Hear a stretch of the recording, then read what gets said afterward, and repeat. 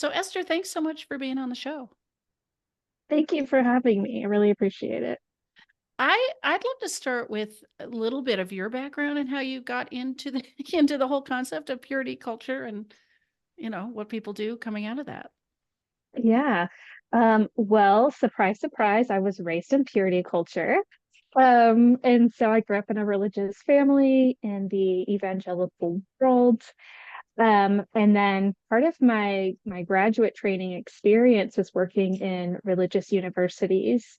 And I just kept seeing over and over the impact of purity culture, especially on folks who experience unwanted sexual experiences Mm. and watching how trying to navigate what do I do with my religion and now that my sexuality has been impacted in this, non-consensual way. And that's not something that the evangelical world really talks about overtly. It's very much about, what you shouldn't do or don't do this. And so I just found there was this gap in working with folks coming from that background and trying to make peace and even discover their own sexuality. Yeah, I mean, it strikes me that there's okay, if you have some sort of sexual trauma or unwanted, like where does that even fit in purity culture and that kind of Yeah. environment? There's coming to peace with your sexuality, but it's also interesting this whole coming to peace with your religion or your Yeah. spirituality at the same time. Like this is Yes. loaded. Yeah. Yeah. Mhm. Okay.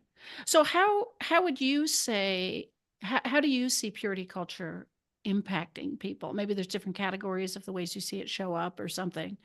Um, Yeah. Yeah, I do. And maybe I'll say a little bit about purity culture before talking about the that's true. impact. You could describe or define it for us, maybe. Okay. Yeah. Yeah. So purity culture really started in the 90s and came out of the Protestant evangelical Christian world.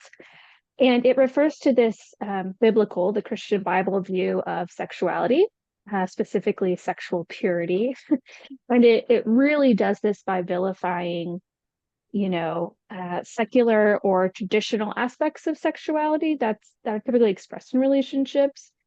And purity culture kind of holds that virginity is most important, specifically female virginity, and it should be protected and saved until marriage, heterosexual marriage between cisgendered monogamous folk. It's really just this repackaged sexual judiciousness that relates to a person's worth. And they use it to determine how faithful they are to God or to this idea of purity in general.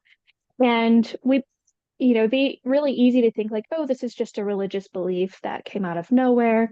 But it really was this reaction to the quote unquote sin that came with like free love and pro choice and contraceptive activism, the women's liberation movement, and AIDS epidemic. So it was a very direct response to the shifting of our nation's kind of culture as a whole.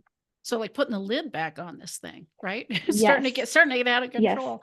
I'm yes. curious, does purity culture I hear different things from my clients. Like sometimes they have been taught that once you're married, sex is this incredible pleasure, wonderful thing Hmm. created by God. And then other people come in like, no, sex, it's never really that positive or pleasurable, or that's not the focus. It's about, procreation, basically. Does purity culture sort of straddle both of those things or?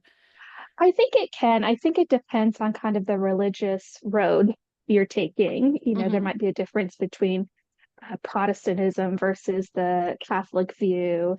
And so I think it has to do a lot with what specific Christian culture you come from. Okay. But the idea Yeah. is to be pure, air quotes here, until you Hmm. get married. And there's all Hmm. that judgment. Yes. And you were careful to say, oh, this is cisgendered, hetero, women. Hmm. Like this is there's a lot of exclusion going on, right? And even in this So messaging, a much. lot of people are being Yeah. sidelined and oppressed. Yeah. Yeah. Very much so.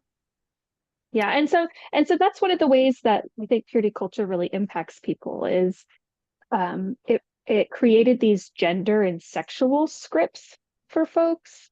Um, there were messages about like, if you're a man, that means you're masculine and you're tough and you're strong and you're not vulnerable ever. And you're a leader and you have a voracious sexual appetite that is just untamable.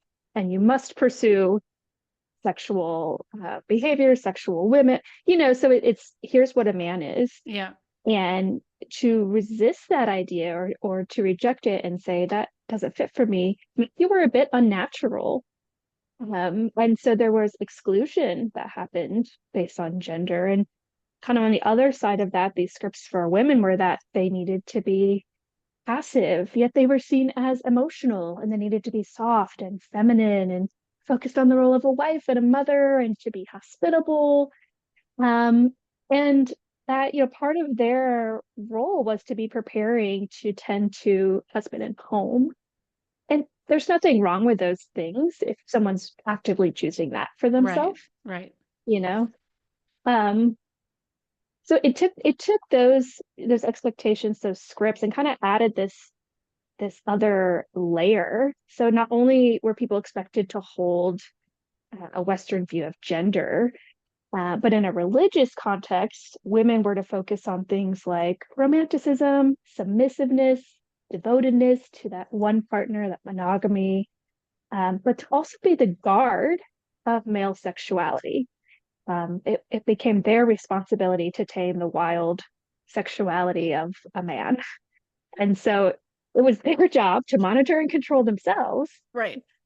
as well as the lust, quote unquote, a man would express towards them. Yeah. Yeah. And then if you're gay or queer or trans, you're not even part of this conversation, right? You're No, like you're not. immediately impure. Mm-hmm. Right. Mm-hmm. Yeah. Yeah. So what are some of the other impacts that you see on being raised in purity culture, on people, that coming into your practice that you're talking Mm-hmm. to, writing about? Mm-hmm. A couple things is, although the first one, kind of this big, more global, is just the impact of abstinence only education. That also came out of purity culture and the Reagan administration, and it's still, in about 30 states, it's still required that abstinence only be heavily emphasized in our sex education. And Yeah. so if our emphasis is going there, we're not getting education about healthy sexuality and consent and protection and contraceptive use. And so, knowledge is power. Yeah. And without that knowledge, we're disempowering folks as it connects to their sexuality. And so, kind of on this larger scale, there's been a lot of misinformation and myths and unrealistic expectations about sexuality. And those are the parts I see coming into my office very often. My body's supposed to do this. I'm supposed to have this spontaneous arousal. Right. And Right. we waited until marriage. So it's supposed to be this really perfect, beautiful sex happening every day. Yeah. It just happens naturally. Yeah. Yeah, yeah. So there's a lot of, I don't know, misbeliefs that have come from purity culture. Yeah. Because you're told if you believe this one thing, you do it this way, everything's going to be fine. And our bodies and our minds don't work like that. Yeah. So I think it's been a setup. Um, and out of that comes shame. Because if we feel like something's wrong with our bodies or with our sexuality, we think there's something wrong with us, right? Which is the definition of shame. So I think, that has been kind of the biggest wound coming out of purity culture is the shame that's really crippled folks. So talk a little bit about shame and how that impacts, desire, sexual functioning, sexual scripts, like how, I don't know, what are the ways that shows up for people? Mm-hmm. Yeah. I mean, for one, purity culture told half the population, women, just not to have desire. They shouldn't pay attention to their own desire. They were made for their male, cisgendered, hetero future partners. And if you have desire, that something might actually be kind of wrong with you. Mm. And maybe you're moving towards lust or sin. And so really you had sermon after sermon camp after camp kind of saying, hey, shut this down, turn this part of yourself off.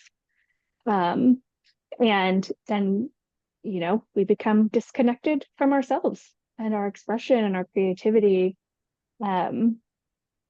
So I think when we get pulled apart in all those different directions, that's where the shame can come in and take root. And um, again, that's one of the saddest things about purity culture to me, is just how disconnected it made us from ourselves, because we had to shut off a very innate part of who we are, this drive for pleasure and desire, and sexual connection, really. Yeah. I mean, so one of the things missing from sex ed too, right, is about pleasure. Like, where's pleasure in this Yeah. conversation? Mm-hmm. And the idea that our bodies are made for that, you know? Yeah. Yeah. I'd also Yeah. imagine there's a lot of shame around, what I think of as our erotic fingerprints, potentially, like Yeah. what's Yeah. supposed to turn us on, or what's Mm-hmm. okay to think about or imagine or to want, Yeah. not just sex at all, but like what kind of sex. Mm-hmm. Yeah. And within purity culture, there was definitely this duality at play. Things were either right or wrong, or appropriate sexuality or inappropriate sexuality. And so we weren't often given the space to lean into our intuition and ask ourselves, what do we want? Because even wanting within some religious circles is seen as selfish. Right. Right.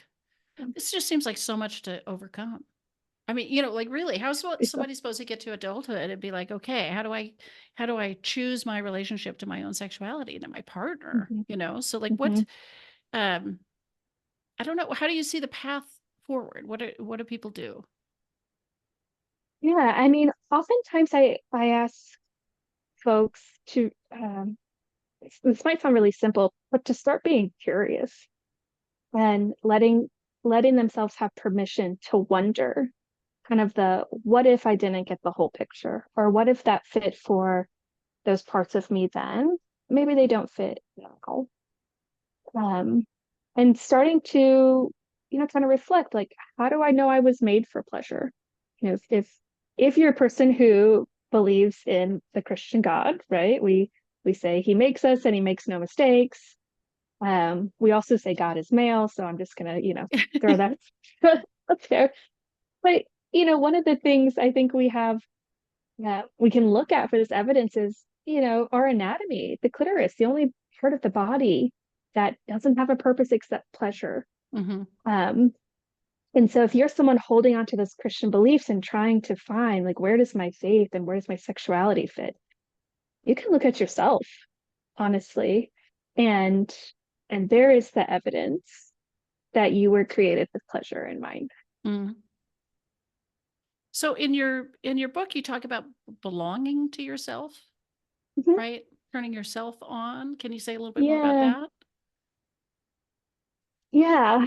Um, in the book, I kind of write about first what it means to not belong to ourselves, right? To be Mm. fragmented and disconnected version of ourselves, and means we're kind of more easily controlled. We get lost, we lose our sense of identity, and we get trapped in these cycles of measuring our sexuality against others, measuring our bodies against others. We self-objectify, and our sense of personal worth can change multiple times a day, right? We're these disembodied people. And when we do that, when we reject our true self, we are just robbed of passion and of the emotions that we carry and our sense of wholeness.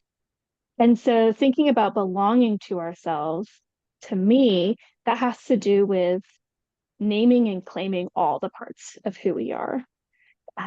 In my book, I talk about our sexual identity, right? So our orientation, our expression, our wants, our desires, even just the permission we can give ourselves to be turned on.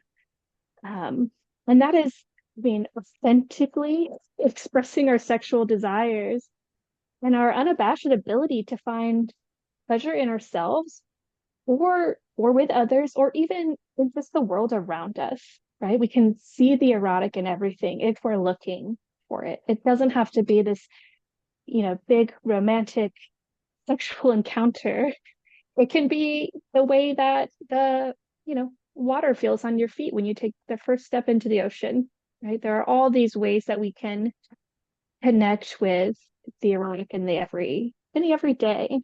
And I think being attuned to those and being open to those experiences are part of the ways that we turn ourselves on. And not just in the arousal sense, but in the like, hey, I'm back online. Mm. Here I am. I'm present in my life. I'm experiencing the world around me. I'm finding the beauty in it. I'm finding the beauty within myself. Yeah, you said you start with curiosity for people. Can Hmm. people just even begin to wonder, right, about some of this stuff? And it's Yeah. y- you write and talk about sex without saying, "Oh, this is right or wrong." I mean, I imagine as a therapist, you don't want to come in and say, "Well, here's the view about sex you should have," because that's just someone else's outside Yeah. idea, right? It seems important that there is this room for each person to explore what it is for them, Yeah. right? Hmm. Yeah. And the reason that's so important to me is I feel like myself included, but other folks were really controlled by this dualistic thinking that came out of purity culture. I mean, it really told us to shut down, turn off, and follow the rules, Yeah, right? There were things that were good or bad. There wasn't middle ground. And, people tend to feel safest if there's just two boxes we can choose from, yeah, right? Not a lot of anxiety. We don't have to be hyper vigilant and go through all the, what best and worst case scenarios. But what that did, and what it does when we fall into that, is it robs us of the ability to turn inward and to ask ourselves, like, what do we want? Where are my values in this? Um, what am I craving or desiring? And when we can do that, I mean, that's where we connect to our intuition, right? And so I'm wanting to do the opposite of purity culture to say, here are some things. Can we wonder about them? Can we be curious? And then you get to decide what fits for you, not right or wrong or good or bad, yeah. but who you are now. How does this connect to you? And let the readers and let my clients discover that for themselves.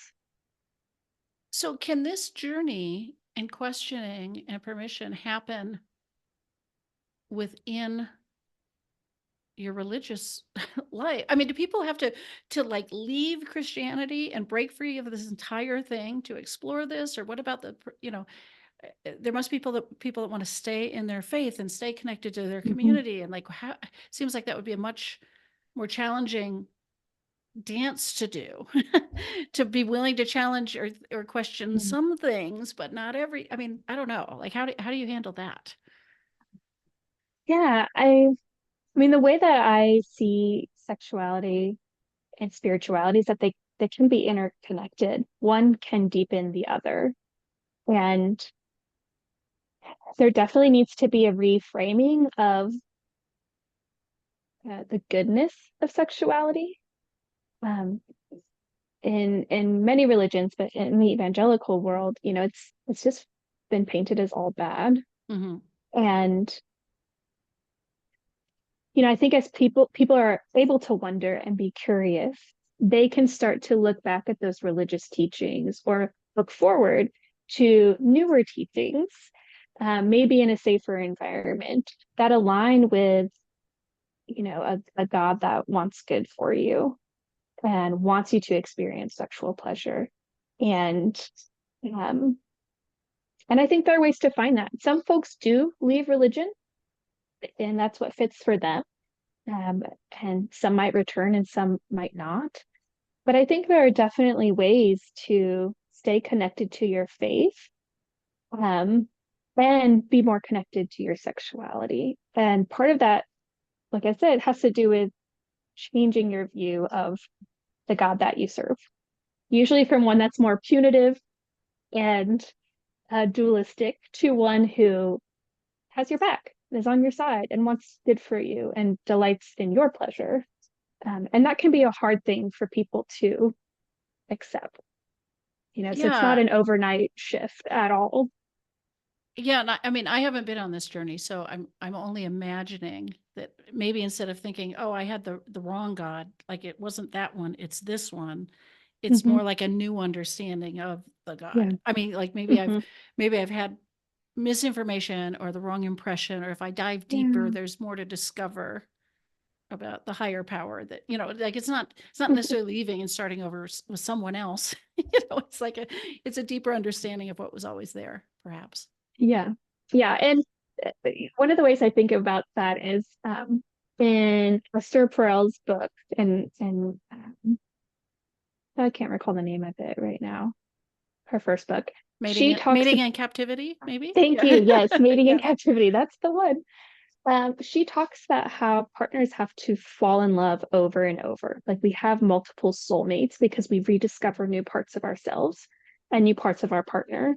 And I think we can apply that same Mm, thing to a higher power. yeah. Like as we discover new parts of who we are, we're able to see new parts of who that God is.